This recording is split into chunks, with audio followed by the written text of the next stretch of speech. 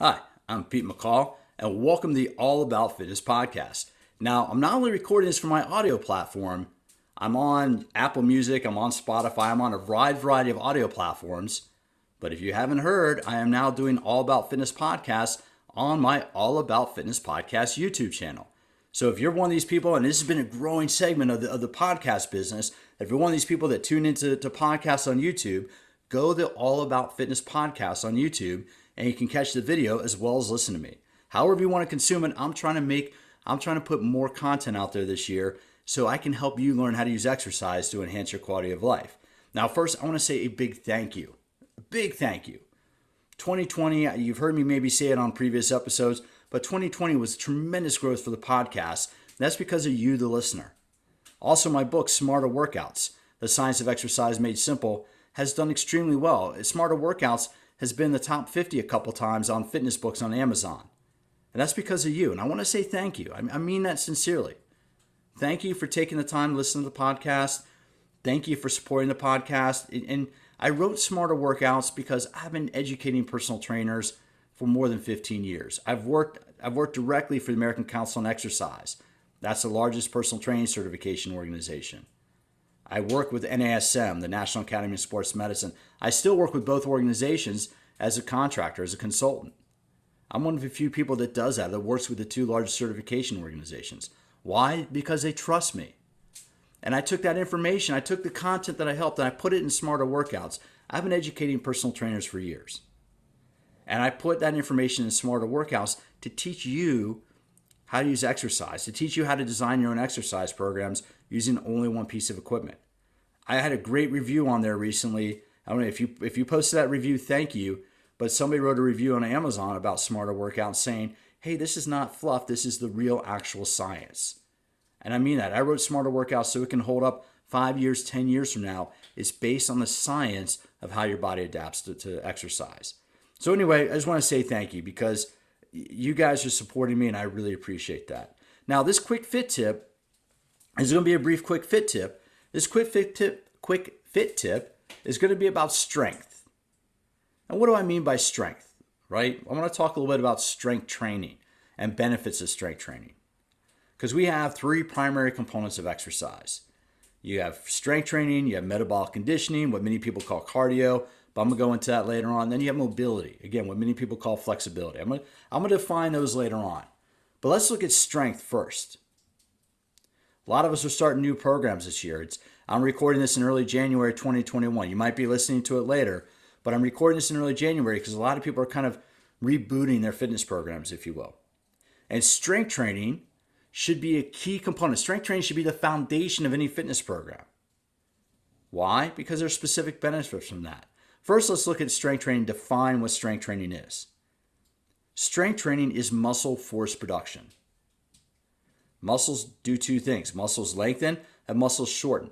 When muscles shorten, they generate a force. When muscles lengthen, they're being lengthened by a force greater than the contractile force. Right? So muscles do two things. They lengthen, they shorten. They don't flex. People also often say flex your muscles. Muscles don't flex. Muscles shorten, they lengthen. Joints flex. Again, that's a conversation for another date. But strength is being able to generate force from your muscle tissue.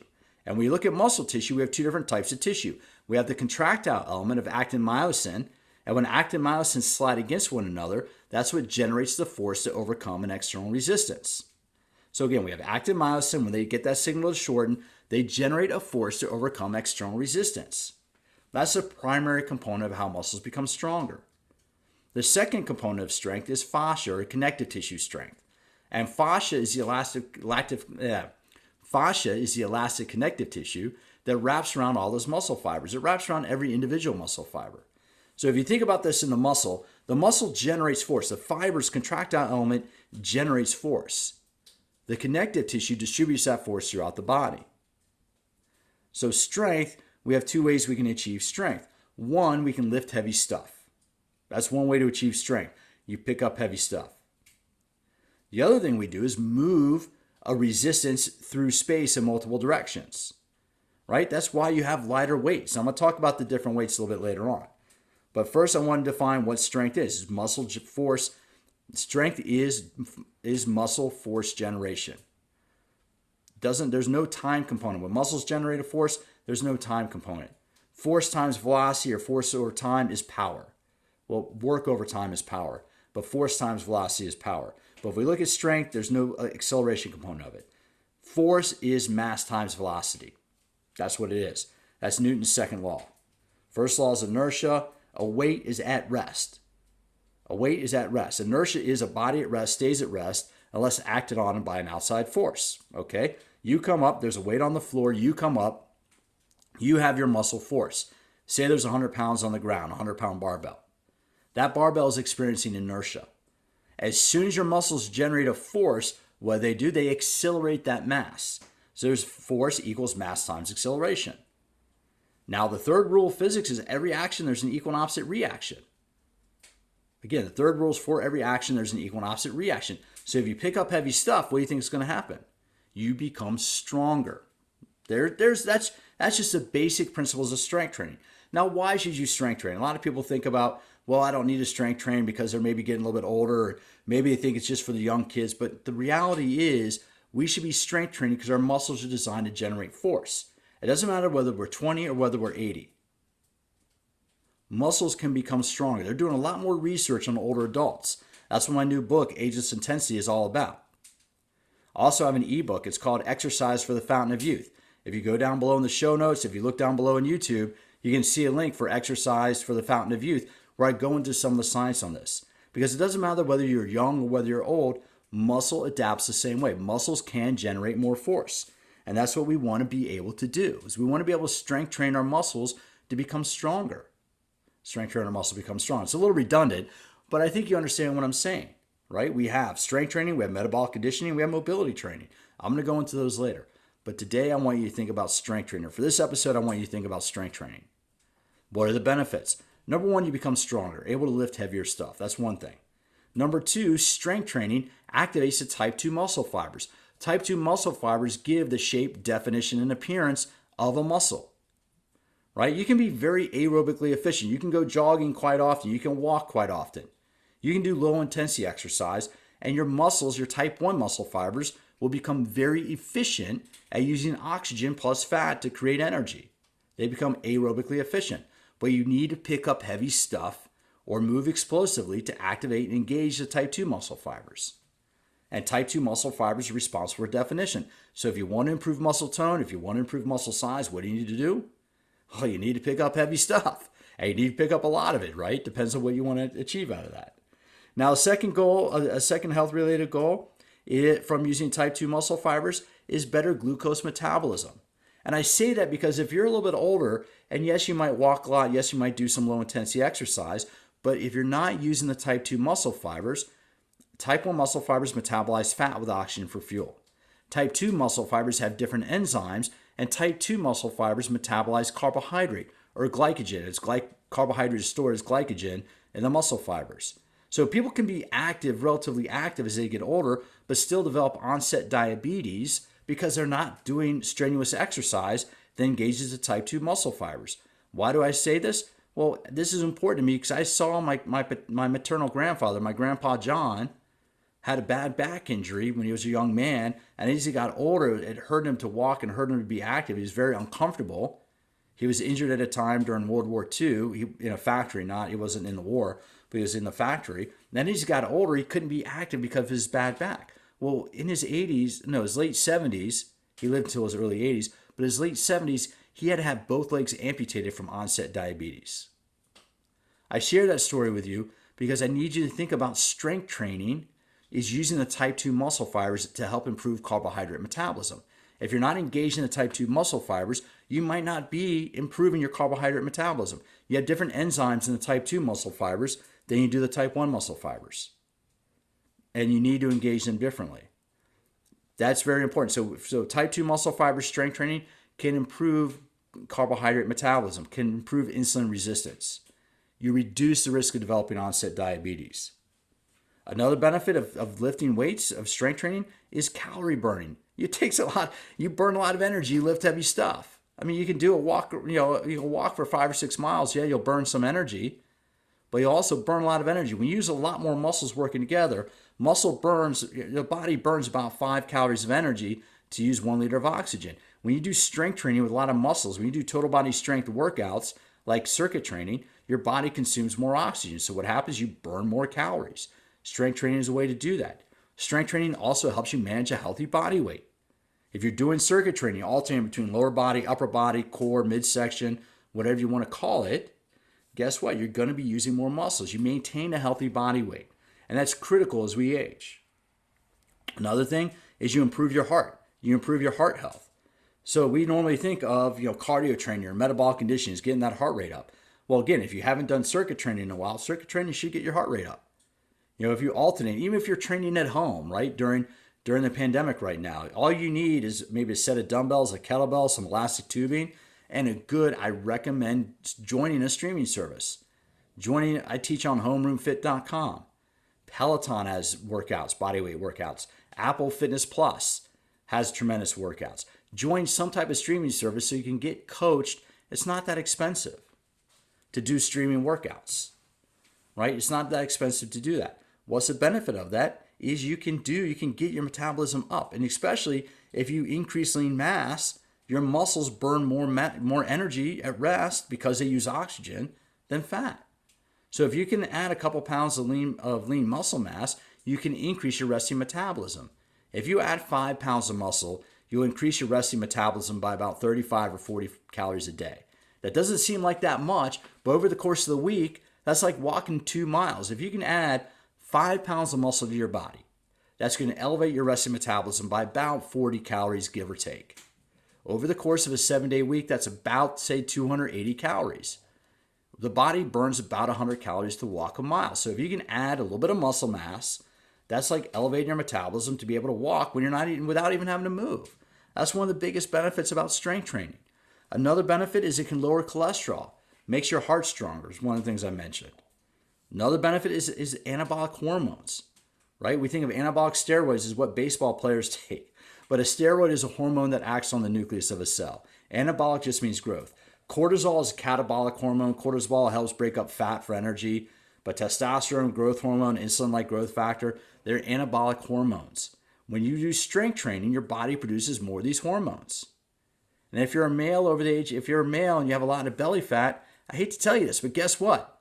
And this is for you, Bert Kreischer. I listen to you a lot on your podcast. If you're a male with a lot of belly fat, guess what happens? Belly fat produces an enzyme called aromatase. Aromatase will attack testosterone, free testosterone, and it will convert testosterone to a female sex hormone called estradiol. Estradiol does what? It grows breasts, right? So if you have a lot of belly fat, you have an enzyme in the belly fat that's attacking your testosterone and converting that to a female sex hormone. By doing strength training, one of the things you're going to do is elevate your levels of free testosterone. Over the long run, it'll take a couple of years, but over the long run, you'll elevate more testosterone receptors, so your body will become more efficient at using that testosterone. Even older males in their 60s and 70s can produce testosterone as a result of strength training. For women, strength training produces growth hormone. Growth hormone helps metabolize fat for fuel. Growth hormone also helps keep the skin looking younger. So if you're in your 40s or 50s, if you're a female, you should be strength training because it'll help you increase lean muscle mass. Finally, the number one benefit of strength training, and I mean this, it doesn't matter, male, female, young, old.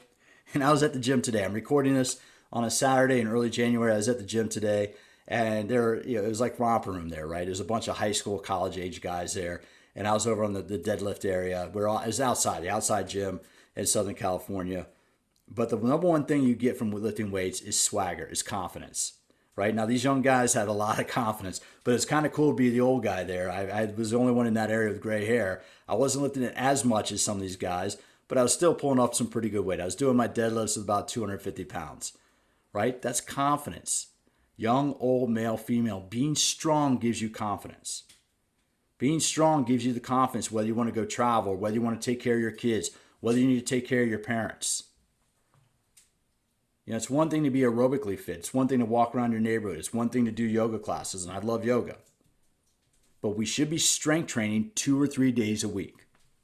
And I mean that, strength training 2 or 3 days a week. Total body workout, circuit training. Now I'm going to talk about the different types of strength training. One, we have body weight training. If you're at home and you don't have much else, body weight squats and push-ups to fatigue.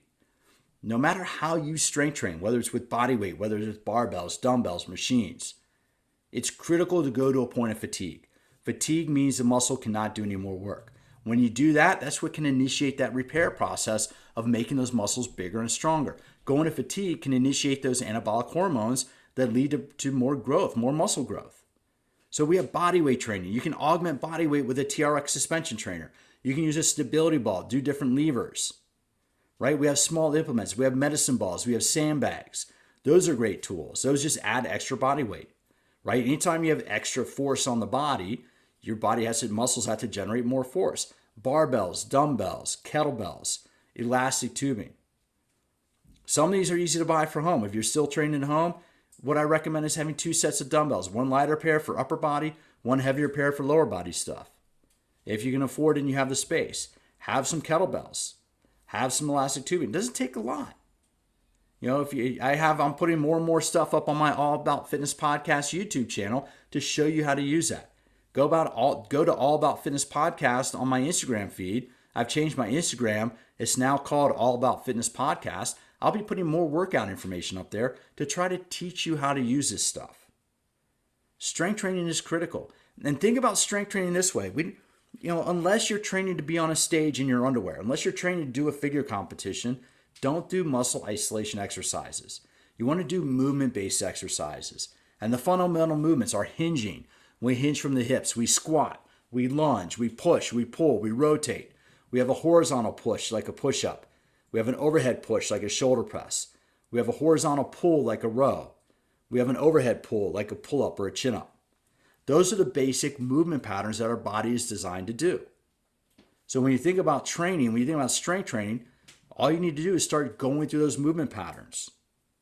Now, when you have heavy weights, the movement stays relatively linear. You stay in one plane of motion, one line. When you use lighter weights, think about heavy weights for the contractile. I talked about the contractile element of muscle. Heavy weights make the contractile element of muscle stronger. But lighter weights, you move through space, and that's what makes your fascia and connective tissue stronger. So you need 2 or 3 days a week of heavy strength training or working at fatigue. You need 1 or 2 days a week of moving a lighter weight through multiple planes of motion to strengthen the fascia and the connective tissue. The other 1 or 2 days a week, that's your metabolic conditioning. And I'm going to go into that at a later time. But what I wanted you to think about was strength training, because we should. Strength training should be the foundation of any good exercise program. If you can access a gym, great. Use machines, use barbells, use dumbbells. If you can't access it, if you're training at home, get a couple sets of dumbbells, buy a TRX. I love the TRX. I think it's one of the better tools. All this stuff is in my book, Smarter Workouts, except for the TRX. But I wrote Smarter Workouts because it teaches you how to use one piece of equipment, like a dumbbell, like a set of dumbbells, or a kettlebell or medicine ball to get the strength training that you need. Ageless Intensity, I step it up and teach you how to use barbells and kettlebells, and also some machine training in Ageless Intensity. But think about adding in strength training. Strength training has many benefits. Yes, it can help your muscles look better, but it has important health benefits too. And also, one of the things that I'm saving for the last, one of the most important benefits of strength training is in some research that was done by Ball State University. I actually interviewed the head researcher a couple years ago, Dr. Scott Trappy. What he said was they found that 70-year-olds, people in their 70s who've been strength training and doing fitness throughout their entire lives, had muscle tissue and had muscle enzymes similar to people in their 20s. Basically, what he said and what they found in their research was that strength training throughout the lifespan freezes the muscles in time. And what you may not realize is right now, people in their 60s and 70s who've been exercising throughout their lifespan, this is the first time in history we've had people that age, that level of fitness that we can study, that we can learn from. And we are learning some tremendous things. We are learning some amazing things. If you want to learn the benefits of how to use exercise to enhance your quality of life, that's what this podcast is here for. Keep coming back to the All About Fitness podcast. Follow All About Fitness podcast on YouTube. Follow All About Fitness podcast on Instagram. If you want to buy Smarter Workouts, buy Smarter Workouts. If you want to buy Exercise for the Fountain of Youth, it's down below. My goal is to teach you how to use this stuff to enhance your quality of life and slow down the aging process. And it starts with a good strength training program. Reach out to me, Pete, at PeteMcCallFitness.com. Connect with me down below in the notes on YouTube. I'm here for you. I'm here to help you learn how to do this. Hey, you know what? I'm recording this in early January 2021. Doesn't matter when you listen to it because we're all going to work together. We're all going to use exercise and we're all going to learn how to use it to manage the aging process. So keep coming back to the All About Fitness podcast. And as always, and I mean this from the bottom of my heart, thank you for stopping by. I do look forward to having you join me for future episodes of All About Fitness.